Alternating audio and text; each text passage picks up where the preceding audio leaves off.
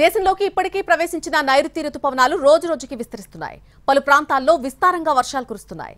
జూన్లో సాధారణం కంటే అధిక వర్షపాతం నమోదయ్యే అవకాశం ఉందని భారత వాతావరణ విభాగం తెలిపింది.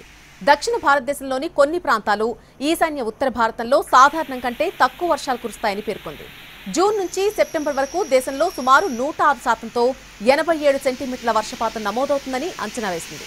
ఈ సమయంలో 96% నుంచి 104% వర్షపాతం నమోదు కాగా 50 ఏళ్ల సగటును 87 సెంటీమీటర్లను సాధారణంగా నిర్ధారించామని ఐఎండీ అధికారులు చెప్పారు.